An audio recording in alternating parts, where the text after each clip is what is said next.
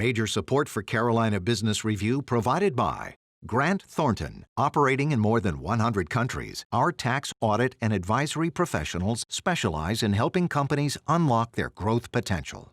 Colonial Life, providing benefits to employees to help them protect their family, their finances, and their futures. High Point University, the premier life skills university, focused on preparing students for the world as it is going to be. And Sunoco, a global manufacturer of consumer and industrial packaging products and provider of packaging services with more than 300 operations in 35 countries. A recent article in the Atlantic Monthly said that COVID-19 has come to college campuses with startling speed. I'm Chris William, and welcome again to the most widely watched program on Carolina business, policy, and public affairs seen across the Carolinas each week now for 30 years. Thank you for supporting this dialogue. The question on this program right now, with college presidents and those who know policy around education, is going to be, at what risk are college finances because of COVID? We will start our dialogue with a panel of experts, including, again, college presidents and chancellors, in just a moment. Gratefully acknowledging support by Martin Marietta, a leading provider of natural resource-based building materials, providing the foundation upon which our communities improve and grow. Blue Cross Blue Shield of South Carolina, an independent licensee of the Blue Cross and Blue Shield Association. Visit us at southcarolinablues.com. The Duke Endowment, a private foundation enriching communities in the Carolinas through higher education, healthcare, rural churches, and children's services.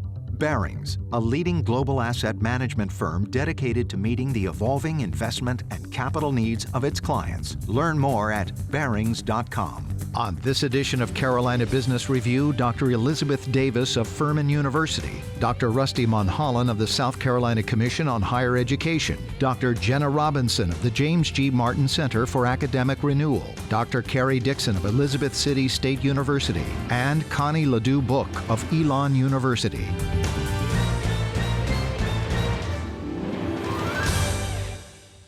Welcome again to what we think is a very important dialogue with not just university college presidents, but also those who know something about policy and are a bit wonky about it. We will start, ladies, gentlemen, welcome to the dialogue. Dr. Davis from Furman, I'm going to start with you. Elizabeth, how at risk are schools' finances? And I'm talking about the operational, the business side of the school with the advent of COVID-19.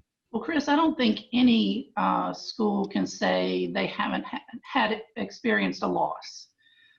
Everybody has had some kind of tuition effect, whether it's the number of students who are coming to campus, the financial aid that has to be offered, certainly the operating cost that had to be incurred, for example, at Furman, to be able to make every classroom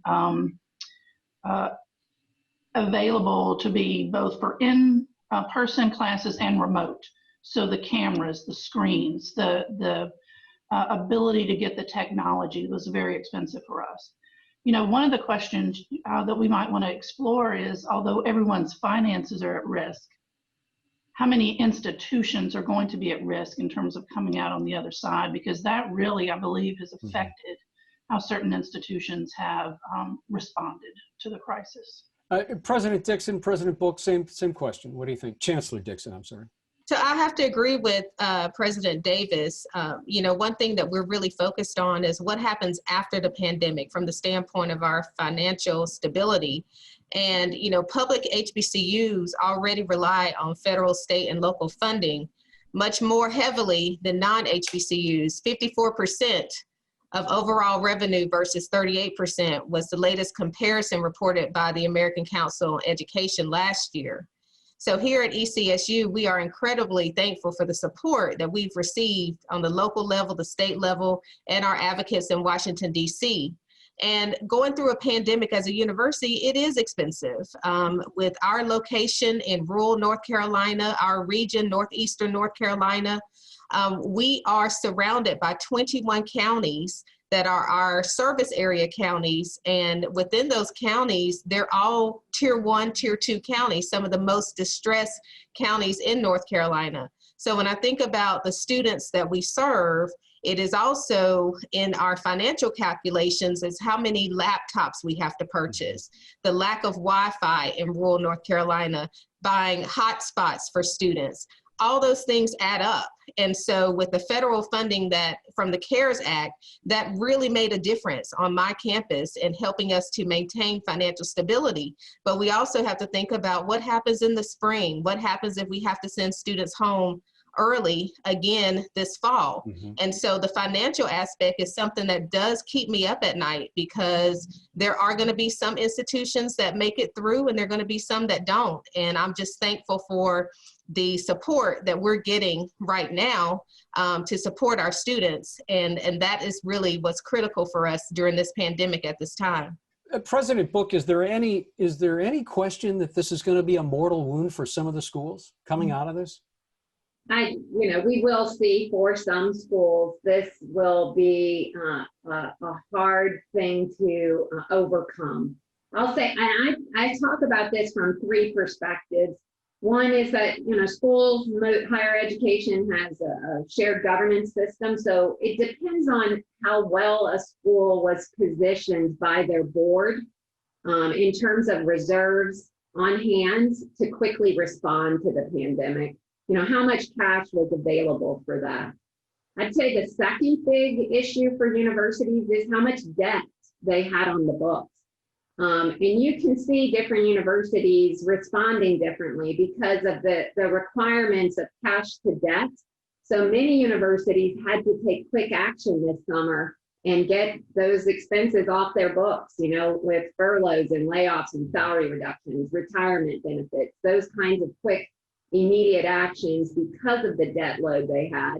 And then the third key issue that schools have is that their endowments. Many people think, oh, just use your endowment. You've got, $200 million. But we know those funds are restricted by donors. And so they can only be used largely for very explicit, restricted efforts. So those three key things are creating a lot of uncertainty right now for higher education, and we don't know how long the pandemic is going to last, but we know COVID is here to stay.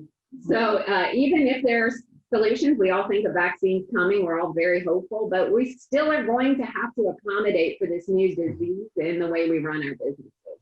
Jenna, Patrick, as you've heard the dialogue so far, is there any doubt that this is a seminal moment in the way that universities not just create revenue through tuition, et cetera, but when we get on, I don't know that we'll get on the other side, as President Book just said, but will a school's finances look differently? Will schools look differently? Will tenured, not tenured professors, et cetera, will all of this change? I think we'll certainly see changes. We know already that universities that depend on housing revenue are hurting, especially the universities that have already had to send students home. We also know that adjunct faculty have been the most vulnerable to losing their jobs during the pandemic. Obviously, they are the most flexible expense to let go, especially if your enrollment is hurting. And so all of those things on the other side are going to look different. Chris, if I could jump in,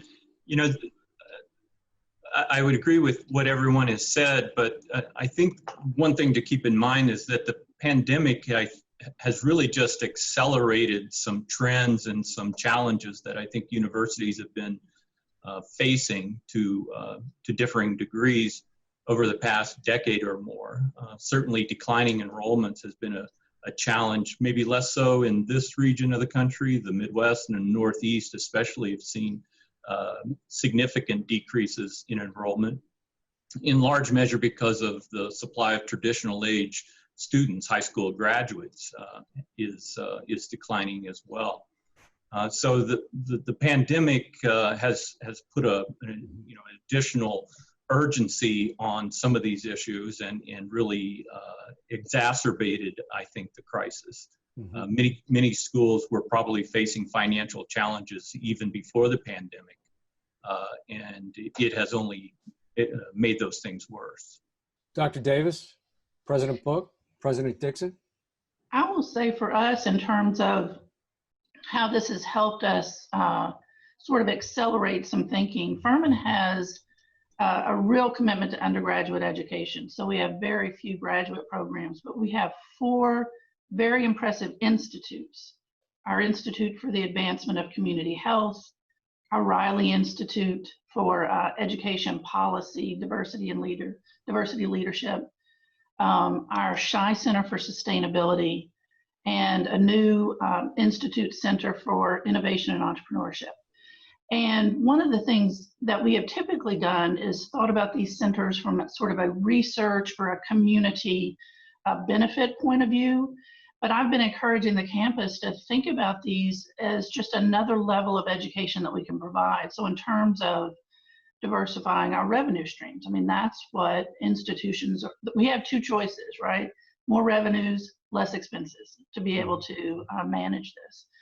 And so it's allowed us to be more creative and really to put a value on the kinds of other forms of education that we can offer. And they all center around some of the most critical issues of our times.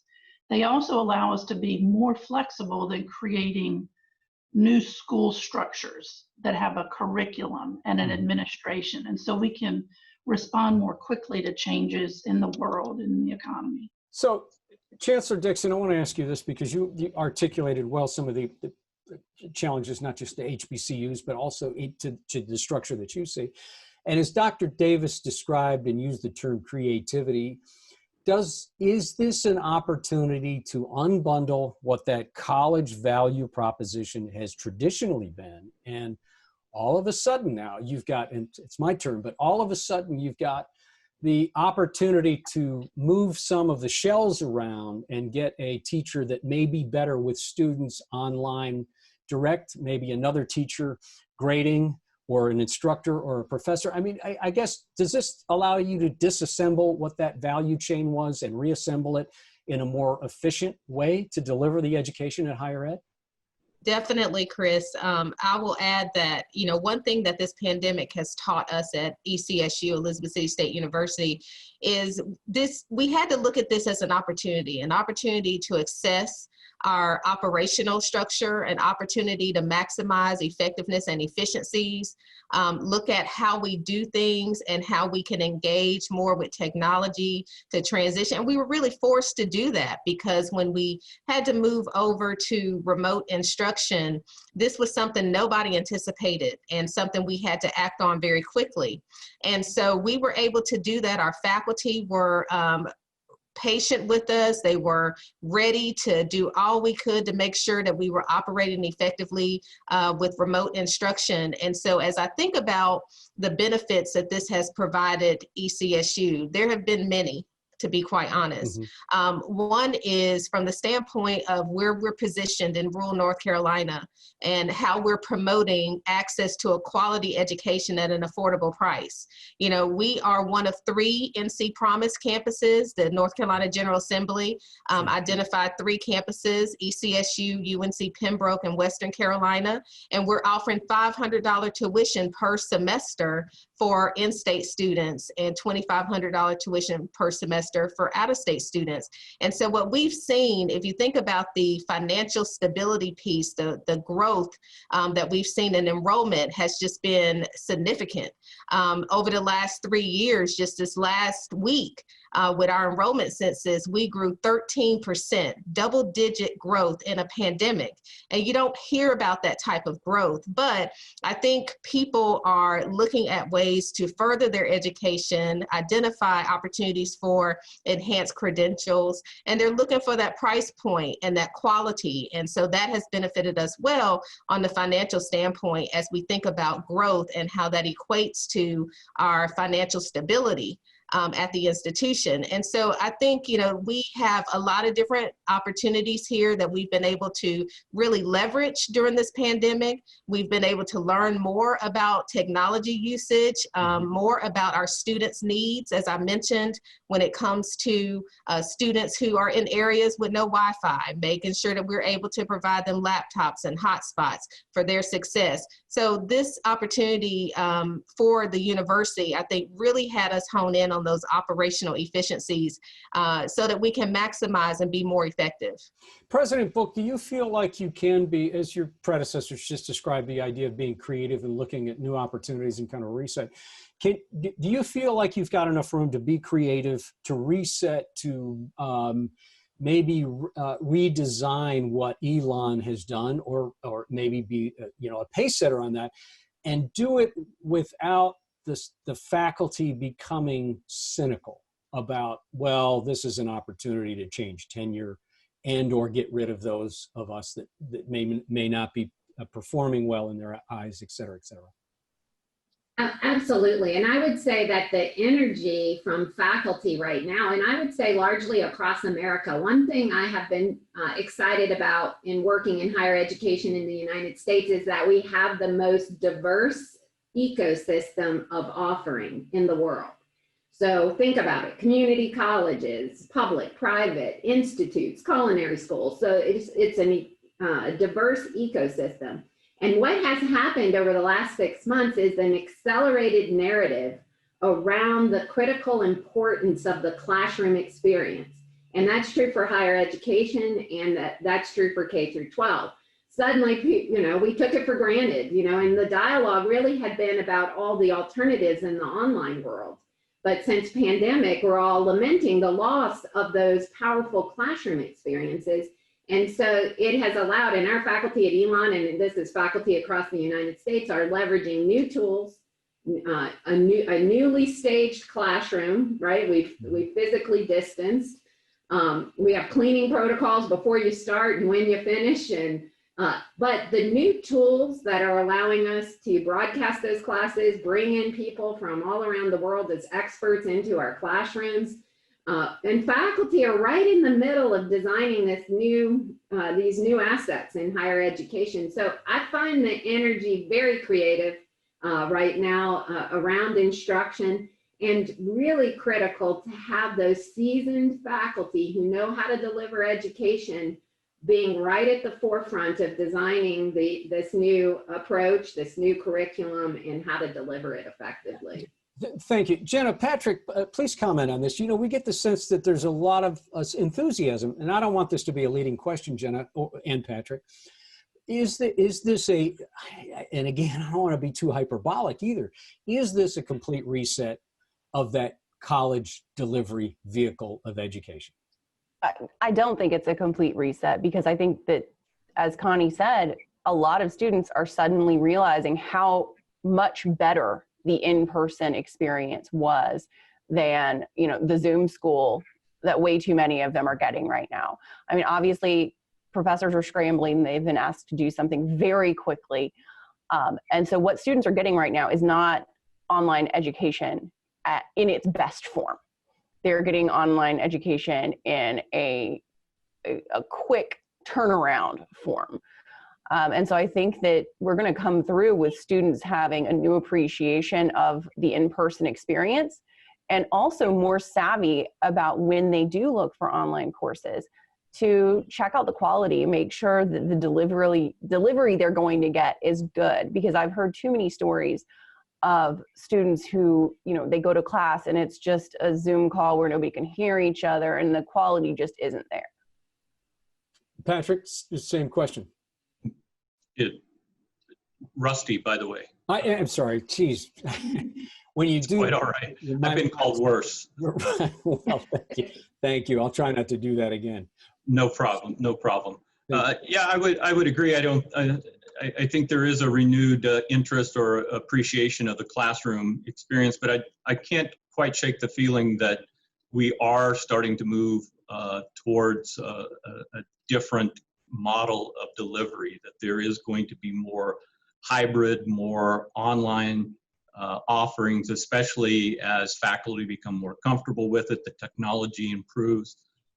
If we can get access for all students, that's a key obstacle to address, that make sure students can access the internet, can access online education. So Rusty, when do you think that we get to, how long do you think it'll be before this new model emerges in large part? A year, 5 years? I think it's in my view, it's probably beginning to emerge. It's probably been there in some form. I think it will just continue to grow and develop and become better, more sophisticated, run a little bit more smoothly and effectively. And I think it has to, quite frankly. As I mentioned earlier, the issues that higher ed has been facing are not going to go away once the pandemic ends. And the value proposition has been called into question by students, by parents. The cost of higher education has been a frequent target both of legislatures and by the general public. So I think as Chancellor Dixon said, this is an opportunity for us to rethink and to retool higher education in such a way that we are providing real value, genuine value to students, that they come to understand that the cost of education is worth the value that they get in return. And hopefully others, the general public, will see that too and see it as an asset to invest in. President Davis, go ahead. Yeah, I'm sorry. I didn't that's mean okay, Chris. I appreciate it. I think one thing, to think about, following up on what Rusty is saying, is that we can educate in so many different ways. And the important thing is for us to think about, who are we educating? So when we think about 18 to 22-year-olds, they need things that are way different from an adult learner who wants to enhance the degree plus life education that we already have. I mean, 18-year-olds are still developing, learning who they are. And what we think about at Furman is more than just the intellectual development. It's character development, it's social development, it's leadership development. And while all of those things can happen in isolation, it's really the synergies that happen in the classroom and outside of the classroom. We think about it as curricular, co-curricular, and extracurricular that really help create that pathway. But then if you think about people who are newly out of college who may need a credential, right? I mean, if we're already in the space of providing education, we can provide credentials as well. And so rather than thinking about it's kind of like what Connie said, instead of painting with a broad brush about what higher education is delivering, this has actually provided us a way to think of a palette that has more colors on it, because now we actually know how we can do more things for our students. The connections that we've been able to make with corporations or with alumni. Connie was talking about faculty bringing experts. We've just given our students more tools, more access. Sorry to interrupt you, but we're going to run out of time. We've got about 3 minutes left. President Book, I want to unpack a little bit about enrollment. How has it changed? What does the demographic look like now versus even 6 months ago? And do you think it will change again? So we nationally, September 1st is the census date for all universities. So we're going to get a really good snapshot of what has unfolded after September 1. I predict that we will see less students in college this fall nationally, that some opted out and said they don't want a half experience, so to speak, or a socially distant experience, and just said, I'll start once I know I can have the full experience. At Elon, we're flat this year, so we have a few more students than we had last year, but nothing significant. And we normally would have grown a little just based on our own preference, and then also just the fact that every year you have a few more students out there graduating from high school. So we're flat. I think publics are probably up as families look to cut costs, and we'll see if this phenomenon of students going to college closer to home actually unfolded. I know that was predicted. We'll see in the data if that actually is true. Dr. Dixon, in about a minute, I know you just talked about a 13% increase year over year in your enrollment. how do you tease out from that it might be the NC Promise pricing, which is pretty advantageous, but how do you give us a sense in about a minute of what enrollment and the demographic of enrollment looks like at places like ECSU?